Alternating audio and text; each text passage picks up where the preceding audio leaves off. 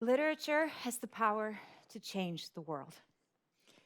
It inspires us and it causes us to feel like we're part of the ever evolving human conversation.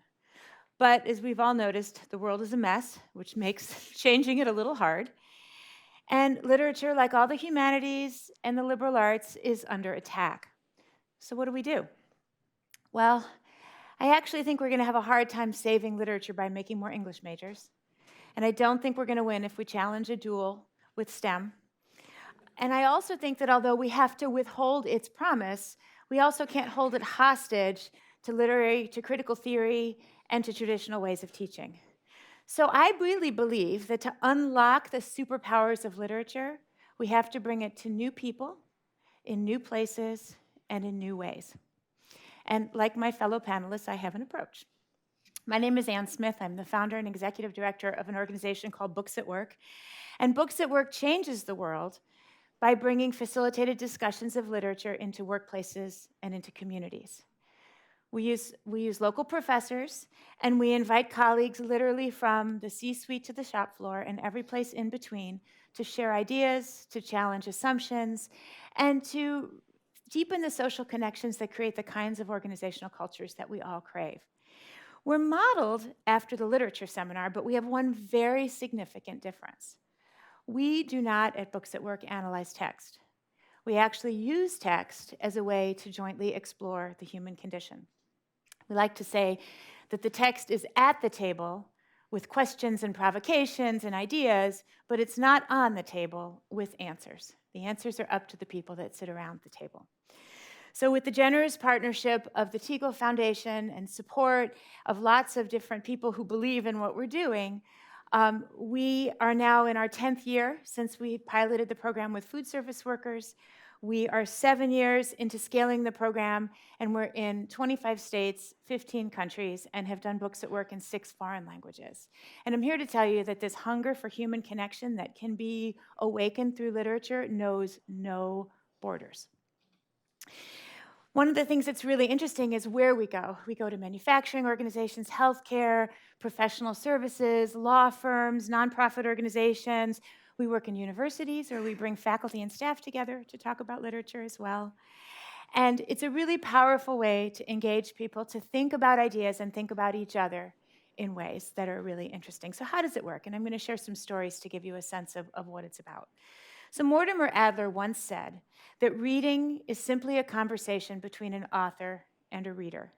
At Books at Work, we believe that reading is in fact a conversation among the author, a reader, and several other readers.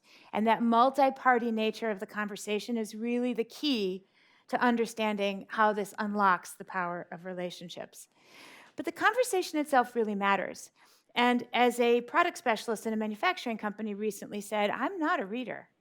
I don't go for the reading, but he's been doing Books at Work for 5 years, and he's literally tackled everything from Plato to science fiction to nonfiction. And he does it because he's really interested in the way other people interpret stories and the way together they can interpret the world. So the reading itself doesn't attract him, it's the conversation. But literature and conversation also creates an incredible window into life and the way life works. And so in a team that we've worked with on a shop floor for many, many years, as they started doing Books at Work, they enjoyed a real spike in productivity. I happened to be talking to the youngest member of the team, a young lathe operator in his 20s, and I said to him, tell me, does Books at Work, or this conversation that you have once a week over books of all kinds, Hemingway, Steinbeck, they've done Shakespeare, they've done really interesting stuff, has that had an impact on your productivity? And he said to me, it has. But rather than try to explain to you why, let Steinbeck explain it to you. Mm-hmm. He said to me, Steinbeck said, you can't hate a man once you know him. And he said, now that we know each other, there is not a single problem that we can't solve together. One of his colleagues, also managing another shop floor team, a relatively newly minted supervisor who himself had been an hourly worker, was doing a William Carlos Williams story with his team, and it was called The Use of Force. It's about a doctor who gets impatient with a young girl who's got scarlet fever.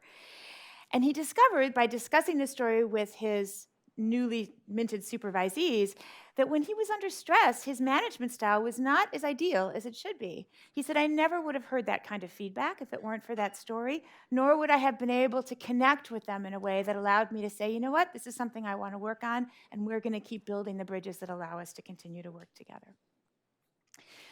Both the literature and the conversation create incredible windows into the self.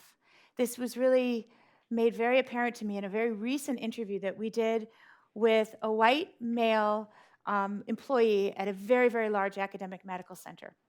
And they did a series of short stories aimed at thinking about diversity and inclusion.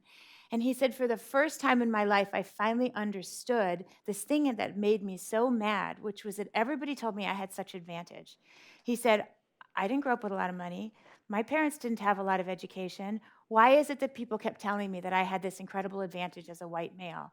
And he said, listening to the people around the room, I realized that the world looks at me differently than the world looks at other people, and I have been given the benefit of the doubt at times when other people have not, and it made me very, very sad.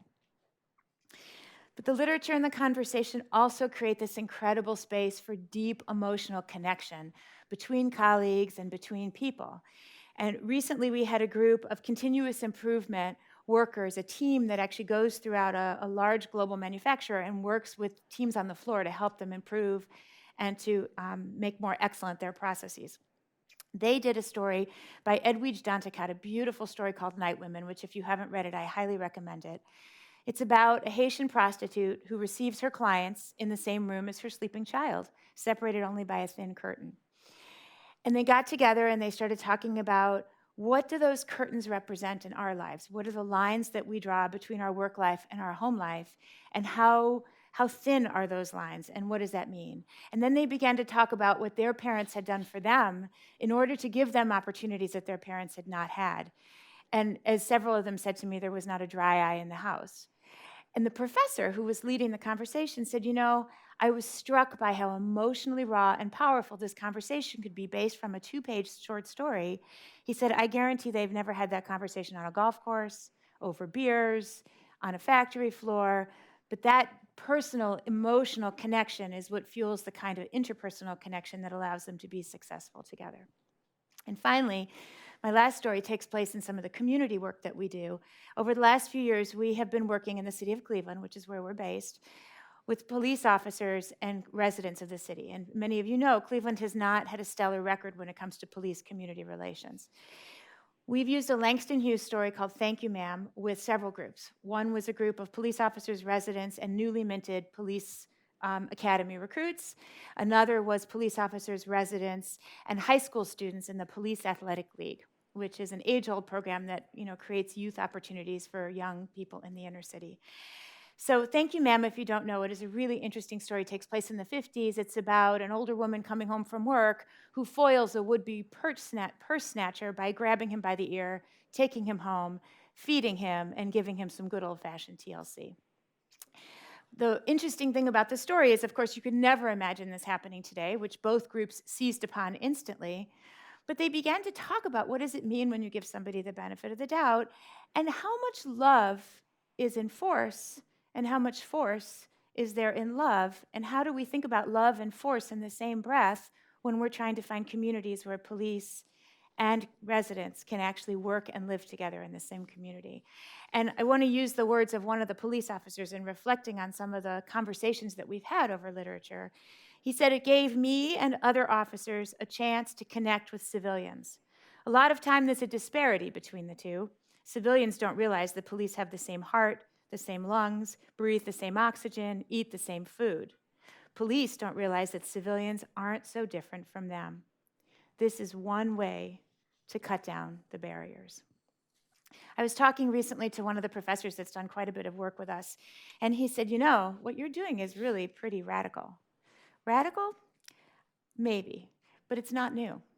I believe that the Books at Work model recalls Aristotle's definition of learning, which is not about accumulating knowledge that we can hoard and use when we need it, but rather it's the development of the perceptual filters that allow us to distinguish between insight and bunk, that allow us to navigate the world around us with empathy and humility, and to build the bridges that it takes to develop practical wisdom.